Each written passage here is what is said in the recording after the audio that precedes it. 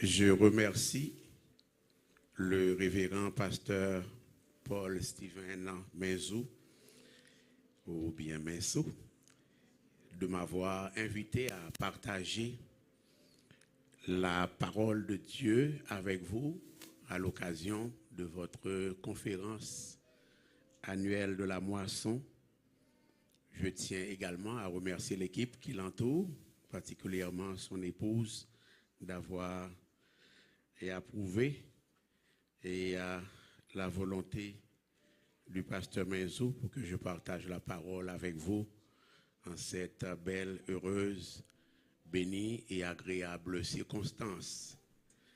Ce matin, je porte avec moi les salutations de l'Assemblée que j'ai la grâce de diriger, en l'occurrence l'Église baptiste française de l'Oratoire. Et je suis avec une colonne de l'Église ce matin, en l'occurrence ma sœur Tamar Hilaire, qui a fait un travail extraordinaire à l'Église. Elle a plusieurs chapeaux. Elle fait partie de l'équipe d'intercession de la congrégation. Elle est la présidente du groupe de femmes de la congrégation. Elle est membre du comité exécutif de la congrégation. Elle est membre du conseil spirituel de la congrégation. Et j'aimerais que vous sachiez que si elle occupe tant de ministères, si elle remplit tant de ministères ou occupe tant de fonctions à l'Église, ce n'est pas parce qu'elle est avare qu'elle veut prendre tout pour elle. C'est tout simplement parce que elle n'aime pas voir le travail de Dieu souffrir. Elle aime s'impliquer dans le travail du Seigneur. La sœur Tamar est là ce matin. Elle ne remplace pas la sœur Mikerta, mon épouse. C'est tout simplement qu'aujourd'hui, c'est une journée d'adoration un peu particulière pour nous, dans la mesure où, depuis presque la pandémie, la fin de la pandémie, il ne nous est pas arrivé de nous réunir en virtuel et sur la plateforme Zoom. Il arrive qu'aujourd'hui, ce soit le cas, étant donné l'activité de marathon qu'il y a à Montréal, qui affecte en particulier le secteur du plateau Montréal, où notre église est située. Et pour cette raison, j'ai demandé à ma femme de rester et assister au culte, participer. Et comme ça, je vais venir ici aujourd'hui et avec cette servante du Seigneur, la sœur Tamar. Donc, si je ne suis pas là, et j'espère que le Seigneur peut permettre à ma femme de suivre, de participer et de me dire comment ça a été dans la grâce du Seigneur. Ça va l'Église? Gloire à Dieu. Si tu crois, tu verras la gloire de Dieu. Dans la Bible, la gloire de Dieu, la présence ressentie de Dieu. La gloire de Dieu, c'est la présence ressentie de Dieu. Présence ressentie de Dieu dans et par sa parole. Présence ressentie de Dieu dans ses œuvres. Présence ressentie de Dieu dans sa grâce. La gloire de Dieu dans la Bible, pour simplifier les choses, au lieu de définir la présence ressentie de Dieu dans sa grâce, dans sa parole et dans ses œuvres, j'aimerais commencer par vous dire que la gloire de Dieu, en somme, c'est la divinité même de Dieu, ou du moins, la gloire de Dieu, c'est Dieu lui-même rendu visible par la manifestation de l'ensemble de ses attributs pour l'accomplissement de ses desseins bienveillants. Chaque œuvre de Dieu est une révélation ou bien une manifestation de la gloire de Dieu, de la personne même de Dieu.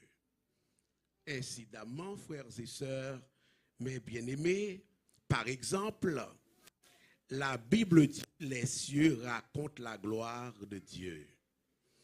C'est le cas quand Jésus dit au verset 40 du texte global d'où est tiré le thème de la conférence.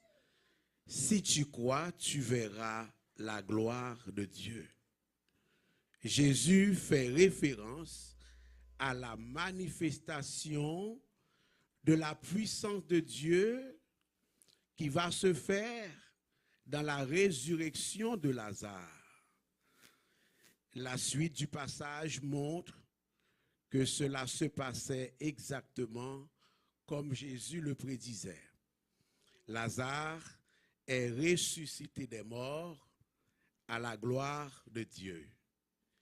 Et plus tard, frères et sœurs, mes bien-aimés, la résurrection de Jésus, le Fils de Dieu, comme dernière preuve ultime de sa gloire ou de sa divinité, a mis en lumière la gloire de Dieu dans une dimension unique lorsque la résurrection du Fils de Dieu a lieu, comme l'annonçait prophétiquement la résurrection de Lazare.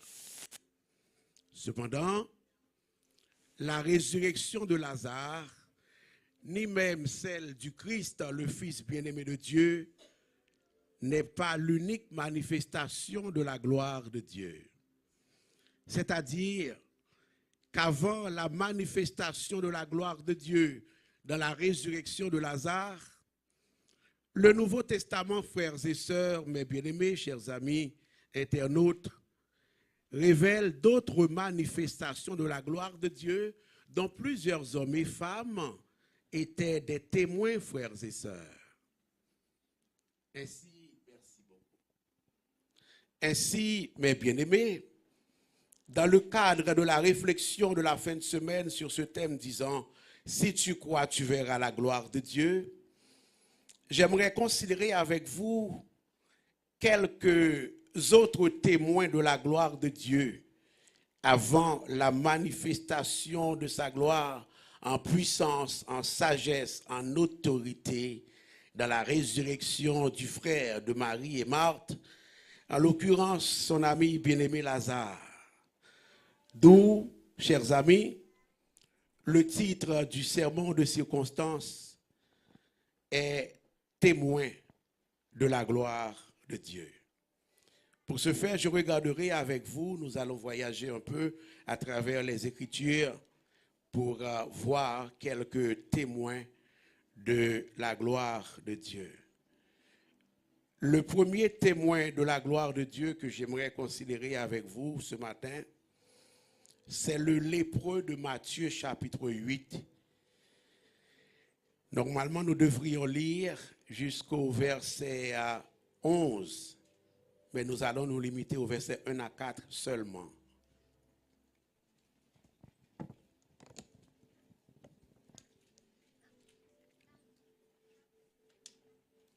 Lorsque Jésus fut descendu de la montagne, une grande foule le suivit.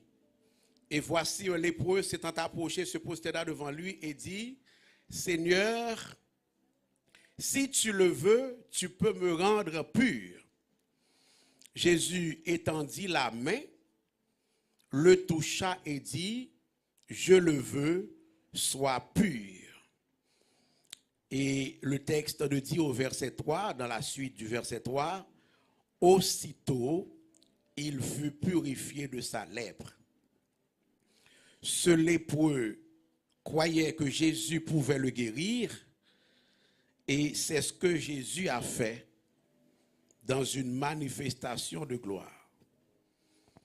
Le deuxième témoin de la gloire de Dieu que j'aimerais considérer avec vous ce matin, c'est le serviteur du centurion romain avec le centurion lui-même. Matthieu chapitre 8, versets 5 à 9 et le verset 13 pour écouter la lecture. Le texte dit, comme Jésus entrait dans Capernaum, un centenier l'aborda, le priant et disant, Seigneur, mon serviteur est couché à la maison, atteint de paralysie et souffrant beaucoup. Jésus lui dit, j'irai et je le guérirai. Le centenier répond, Seigneur, je ne suis pas digne que tu entres sous mon toit, mais dis seulement un mot et mon serviteur sera guéri. Le verset 13 nous informe que Jésus dit au centenier, va, qu'il te soit fait selon ta foi. Et à l'heure même, le serviteur fut guéri. Frères et sœurs, nous ignorons la nature de la maladie de cet homme. Mais nous savons que cette maladie était paralysante.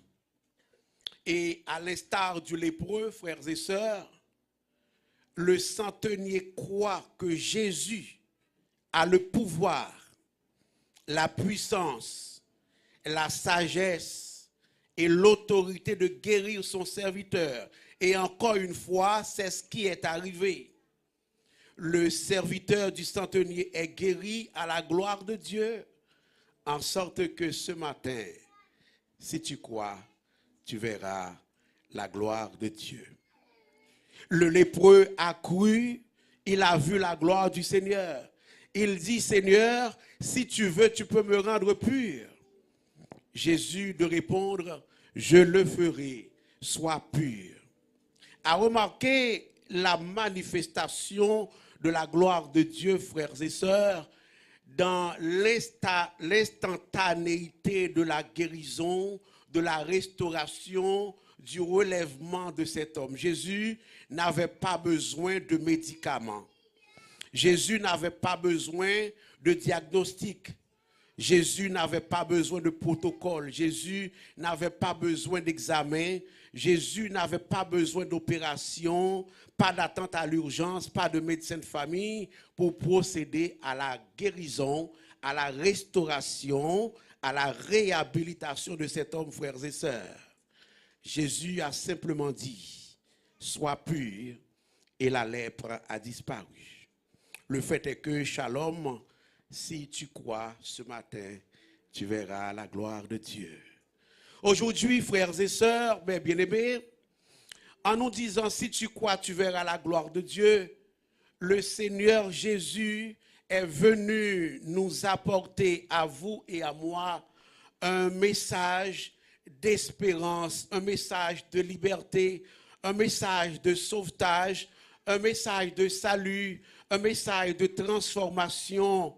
Et Jésus nous dit ce matin, frères et sœurs, qu'il n'y a pas de situation désespérée avec lui, et cela même lorsque tout semble fini, frères et sœurs, en nous disant ce matin que si tu crois, tu verras la gloire de Dieu. Le Seigneur Jésus est en train de nous dire qu'il peut intervenir et nous restaurer, peu importe à quel point la situation peut nous sembler intenable ou insoutenable, frères et sœurs.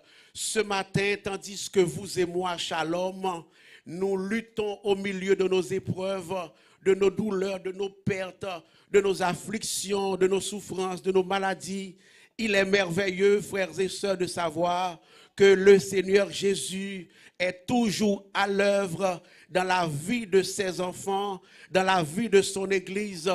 Il est bon de savoir, frères et sœurs, que le Seigneur Jésus travaille encore et que si nous continuons de croire dans nos familles et à l'Église, nous verrons la gloire de Dieu. Le Seigneur continue de guérir et de sauver, frères et sœurs. Il a la puissance, le pouvoir, l'autorité de guérir ceux qui ont le cœur brisé par la maladie, par la douleur, par le tourment, par la séparation, par la souffrance. Si tu crois, tu verras la gloire de Dieu. Écoutez ce matin, chers amis, notre Dieu peut restaurer ceux qui sont en proie au désespoir ce matin. Il suffit de croire en lui. Notre Dieu peut restaurer ceux qui sont en proie à l'isolement, à la solitude ce matin. Le Seigneur peut guérir par des moyens surnaturels sur une période plus ou moins longue, comme il peut guérir de manière soudaine et miraculeuse. En sorte que, frères et sœurs, il n'existe ce matin aucune limite au pouvoir de restauration et de guérison de notre Dieu, frères et sœurs, car il est Jéhovah Rapha, l'Éternel qui guérit.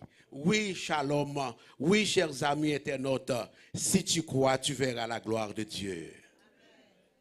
En m'entendant dire cela, vous pouvez me dire, mais oui, pasteur, ça fait longtemps que j'attends un toucher de la part du Seigneur et je ne l'ai pas eu encore. Pourquoi?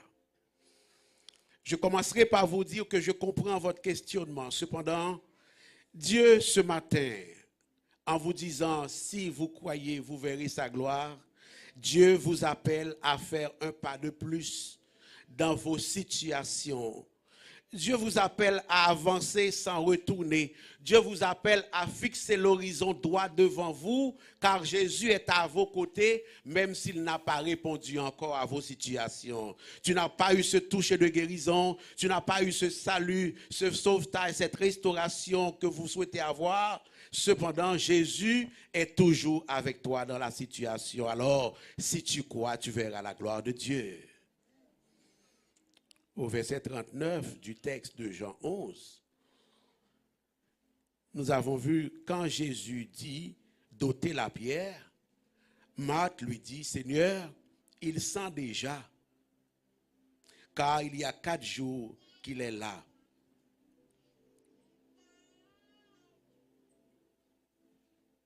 J'aimerais attirer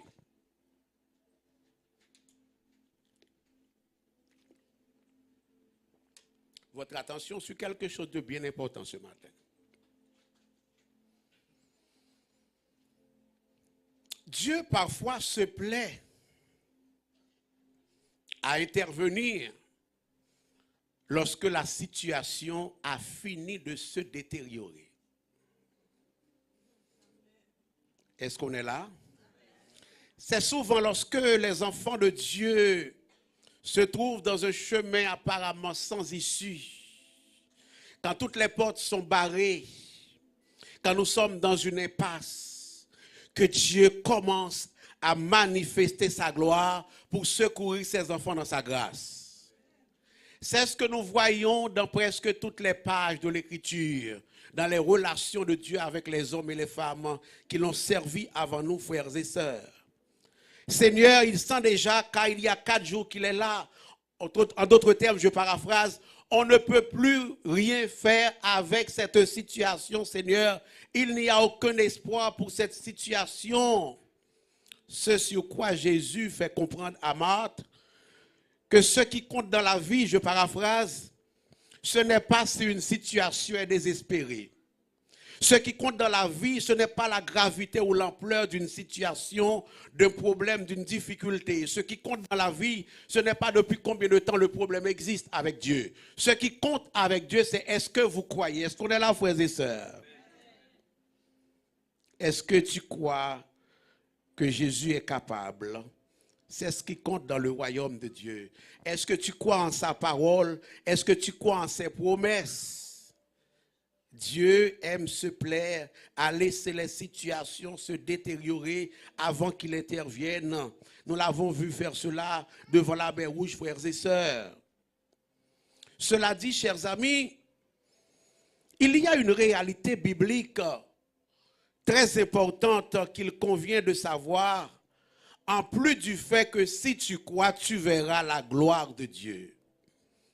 Cette réalité, c'est que croire, c'est obéir. Croire, c'est agir. Croire, c'est vivre à la lumière de ce que l'on croit. Croire, c'est vivre en fonction de ce que l'on croit. Pour nous qui croyons en Dieu, frères et sœurs, pour nous qui avons la grâce de voir la gloire de Dieu se manifester dans ce grand salut qu'il nous accorde en Jésus-Christ. Pour nous, frères et sœurs, qui voulons continuer de voir la gloire de Dieu se manifester chaque jour dans notre vie autour de nous, frères et sœurs, nous devons nous attendre à recevoir de la part de Dieu des instructions qui n'ont pas toujours de sens du point de vue de la logique humaine. Et lorsque nous avons ces instructions-là, Dieu nous appelle à y obéir comme il nous demande de le faire en nous disant que si tu crois, tu verras sa gloire. Dieu nous appelle, frères et sœurs, à croire vraiment en obéissant à ses instructions, même si aux yeux des hommes, au regard de la logique humaine, ces instructions n'ont pas de sens. Est-ce qu'on est là, frères et sœurs? Le fait est que croire, c'est obéir. Parce que, comme le dit l'apôtre Jacques, la foi sans les œuvres est morte. Chaque fois que dans la Bible, des hommes et des femmes de Dieu entendent la voix de Dieu parler, chaque fois que des hommes et des femmes de Dieu entendent la parole de Dieu et croient à cette parole, chaque fois que les enfants de Dieu voient Dieu agir et que ces enfants de Dieu croient à cette parole, ils voient toujours la gloire de Dieu, frères et sœurs. Pensons aux serviteurs, aux noces de l'agneau, aux noces de Cana en Galilée, pardon. Jean 2, versets 1 à 11. Et la parole de Dieu nous raconte que Jésus participait à un festin de noces en Galilée.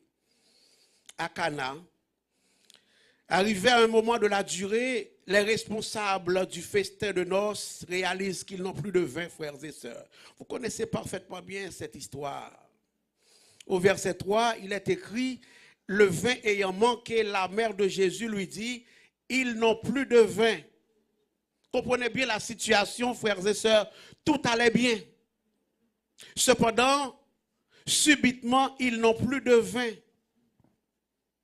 Au passage, la vie est ainsi faite, frères et sœurs. Tout allait bien et même très bien. Puis tout à coup, je n'ai plus d'argent. Tout à coup, je n'ai plus d'amis. Tout à coup, je n'ai plus de relations. Tout à coup, je n'ai plus de travail. Je n'ai plus de sommeil. Tout à coup, je n'ai plus de santé. Tout à coup, je n'ai plus d'écoute. Tout à coup, je n'ai plus de compagne. Tout à coup, je n'ai plus de compagnon.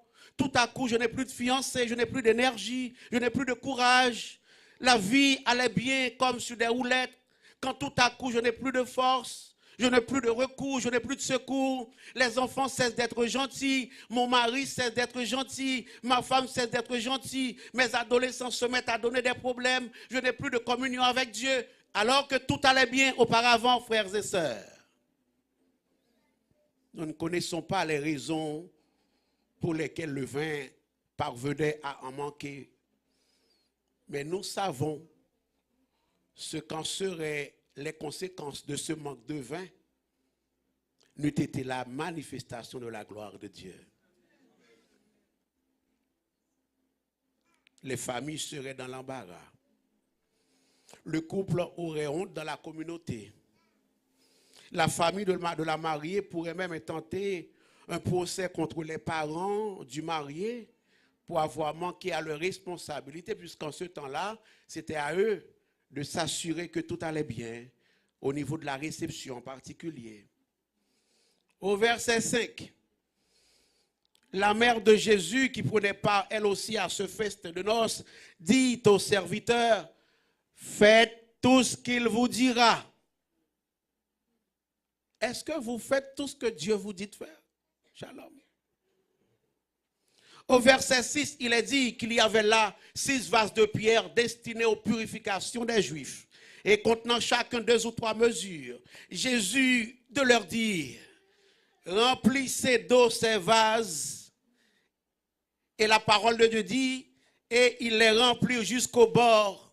Au verset 8, le Christ dit, puisez maintenant et apportez-en à l'ordonnateur du repas. Et ils apportèrent.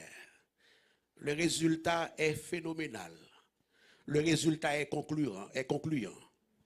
À savoir que l'eau des vases fut changée en vin à la gloire de Dieu le Père, à la gloire de Dieu le Fils et à la gloire de Dieu, le Saint-Esprit de Dieu, et à l'étonnement de tout un chacun, frères et sœurs. Ainsi, le texte conclut au verset 11b, c'est la péricope en disant, il manifesta sa gloire et ses disciples crurent en lui. Gloire à notre Dieu, frères et sœurs. Qu'est-ce qui était à la base de cette manifestation de gloire de la part du Seigneur Jésus-Christ, mis à part sa grâce, sa bonté et sa miséricorde, frères et sœurs? Ce n'est autre que l'obéissance des serviteurs. Jésus leur dit, remplissez d'eau ces vases. Égaré que vous avez rempli au vrai. Regardez les observer, mon Dieu, il faut égarer, ça va? Il les remplit jusqu'au bord. Puis maintenant, leur dit le Christ et portez-en à l'ordonnateur du repas. Et ils emportèrent. Ils ont obéi à la lettre, à cette instruction qui humainement n'a aucun sens, à cette ordonnance qui humainement n'a aucun sens. Si c'était vous et moi, Shalom, aurions-nous rempli ces vases? Les aurions-nous remplis? N'est-ce pas toi qui dis, si tu crois, tu verras la gloire de Dieu? Tu l'as chanté, alors réponds-moi non. Seigneur, on te parle du vin, tu n'as pas compris? Et toi, tu nous parles de remplir d'eau ces vases. As-tu bien compris de quoi nous parlons, Seigneur? Frères et sœurs, les mariés avaient le bon réflexe d'inviter Jésus à ce festin où tout risquait d'être gâché. Grâce à la présence du Christ, ils ont évité de justesse le pire, la honte, l'humiliation. Laissez-moi vous dire, quand Jésus est là et quand nous croyons et obéissons à sa parole, tout est possible. Les circonstances peuvent être difficiles, frères et sœurs. Le chemin peut être long et périlleux. Nous pouvons frôler la catastrophe, voire la mort, frères et sœurs. Mais les choses ne peuvent pas se passer mal quand Jésus est là. Cela prendra peut-être du temps, mais la tête de son serviteur sera relevée si son serviteur continue de croire. Le chemin peut être long, mais la tête de son église sera relevée si son église continue de croire et d'obéir. Est-ce que l'église est là? Le chemin peut être long, mais la tête de cette famille d'œuvrer pour Christ sera relevée si cette famille continue de croire au Seigneur. Le chemin peut être long, mais la tête de cette servante du Seigneur sera relevée un jour si elle continue de croire en Jésus.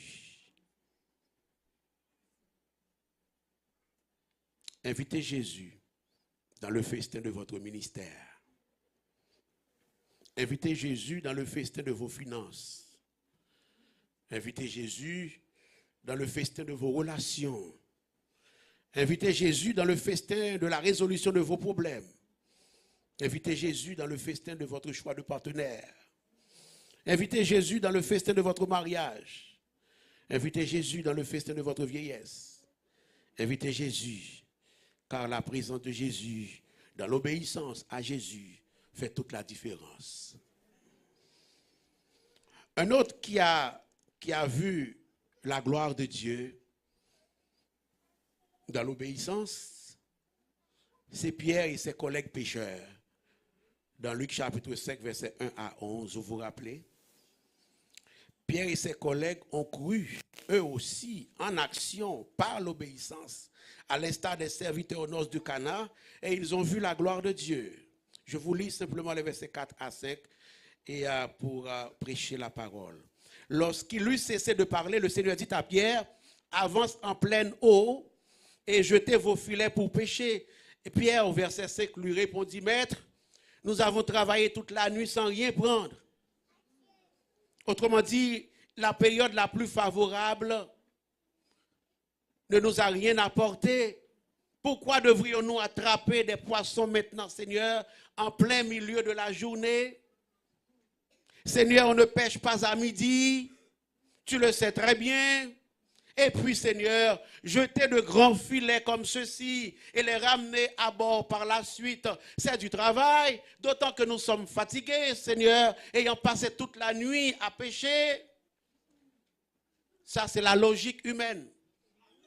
Et il y a du bon sens là-dedans sur le plan humain, sur le plan terrestre.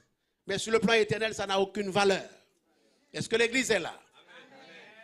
Nous croirons à Dieu quand nous saurons faire la différence entre la terre et le ciel. Est-ce que l'Église est là? Entre le fonctionnement de la terre et le fonctionnement du royaume de Dieu. Pierre a dit tout cela. Mais il y a un mais positif aujourd'hui. Mais sur ta parole, malgré ce raisonnement, malgré cette considération humaine, malgré cette expérience humaine, je jetterai le filet. Et la Bible dit, l'ayant jeté, ils prirent une grande quantité de poissons.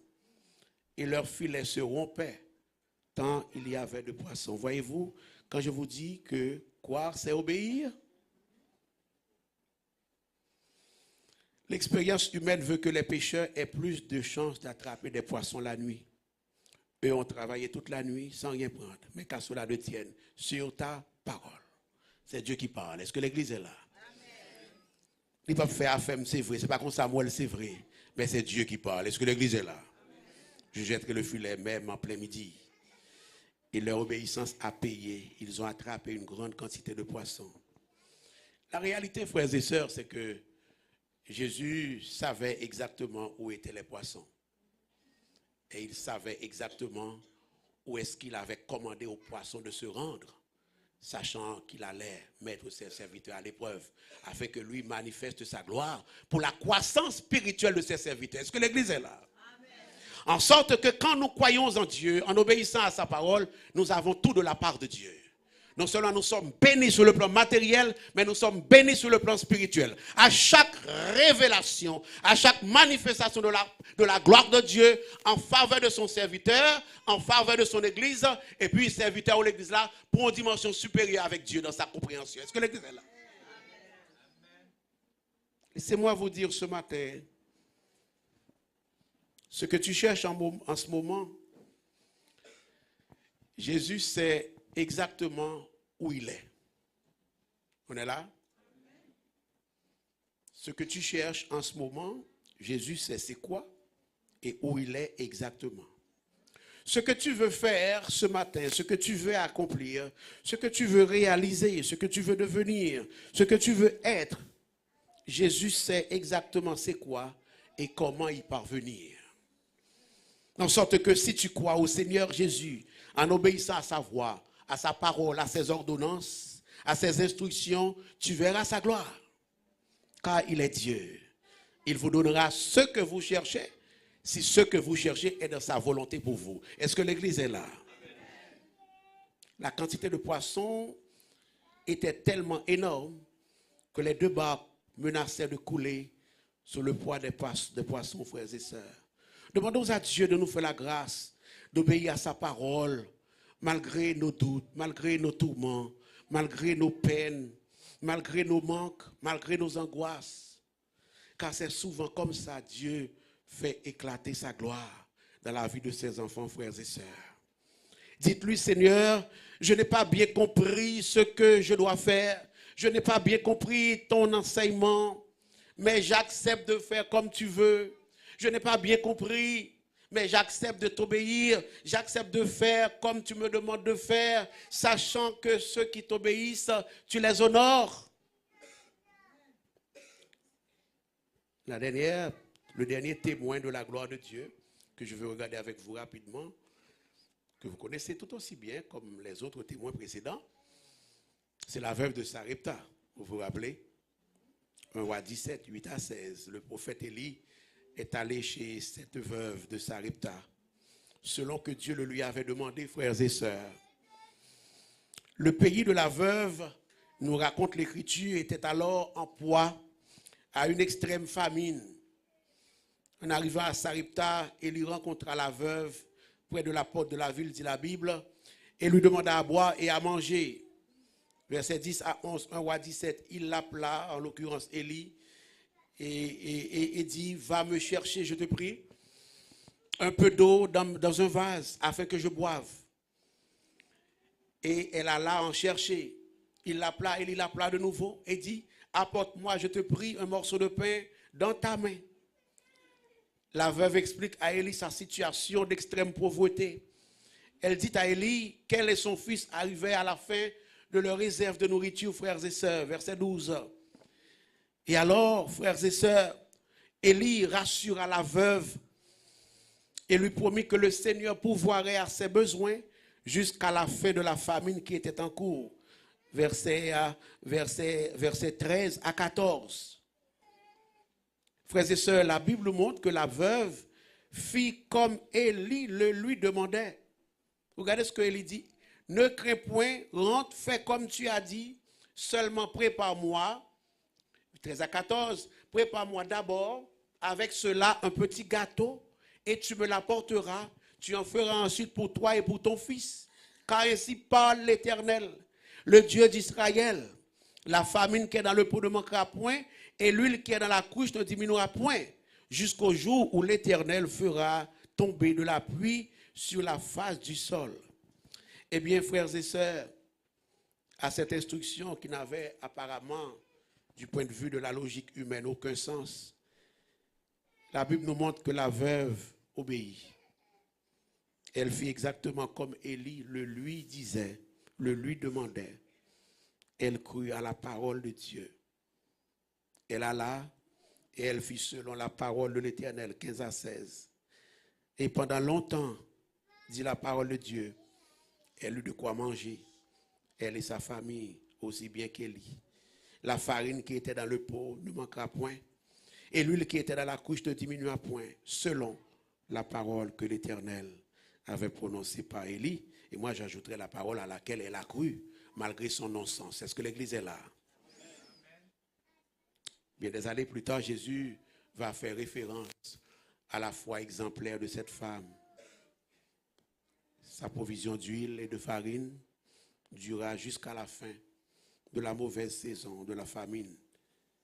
Elle a cru, elle a vu la gloire de Dieu. La veuve de Sarepta a cru, elle a vu la gloire de Dieu. Frères et sœurs, je termine en vous disant, les commandements de Dieu peuvent souvent aller à l'encontre de la logique humaine. Mais lorsque les enfants de Dieu les mettent en pratique, ces commandements-là, le résultat est toujours extraordinaire. Le résultat est toujours phénoménal. Voulez-vous voir ou continuer de voir la gloire de Dieu dans votre vie à Shalom? Voulez-vous continuer de voir la gloire de Dieu dans votre église, dans votre famille, dans vos finances? Voulez-vous continuer de voir la gloire de Dieu dans votre ministère, dans votre carrière, dans votre mariage? Voulez-vous continuer de voir la gloire de Dieu dans votre jeunesse, dans votre adolescence, dans votre famille, dans votre enfance? Voulez-vous continuer de voir la gloire de Dieu dans votre vie spirituelle?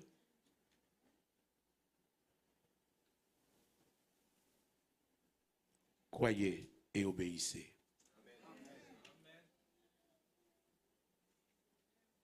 Lorsque nous croyons quand tout va bien, ce n'est pas croire. Je disais à mon peuple, au peuple du Seigneur, à la tête duquel le Seigneur me place, je leur disais il y a peu que croire dans les beaux jours, c'est quelque chose, c'est mieux que rien. Mais c'est croire dans les mauvais jours qui est plus important. Est-ce que l'Église est là? Quand c'est au pied du mur qu'on reconnaît le vrai maçon, dit un vieil adage. Est-ce que l'Église est là? Si vous voulez continuer de voir la gloire de Dieu dans votre vie, vous allez devoir continuer à payer vos dîmes. Est-ce que l'Église est là?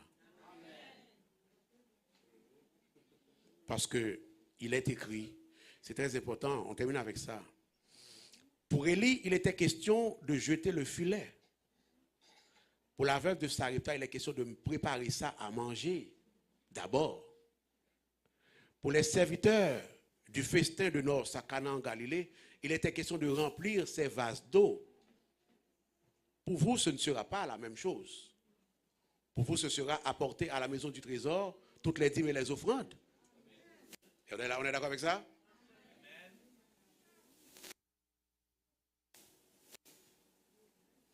Pour vous, ce sera de vous aimer les uns les autres.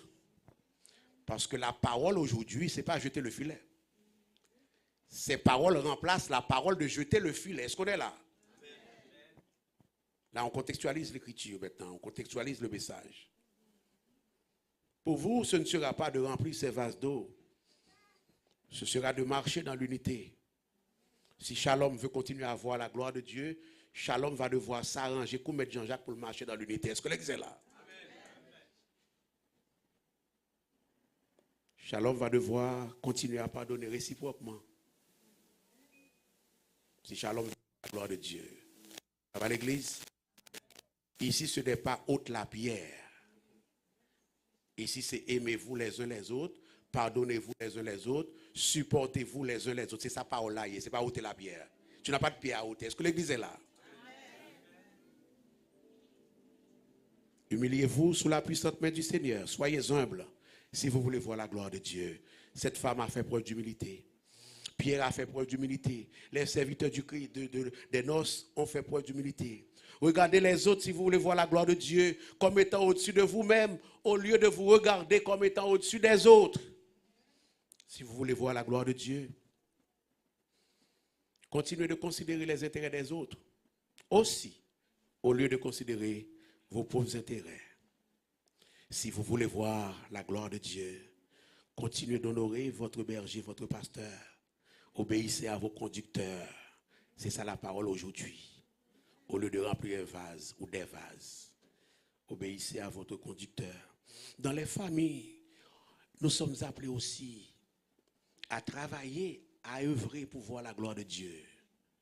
Les familles peuvent continuer à voir la gloire de Dieu si les hommes continuent d'aimer leurs femmes, si les femmes continuent de se soumettre à leur mari. Est-ce qu'on est là, frères et sœurs?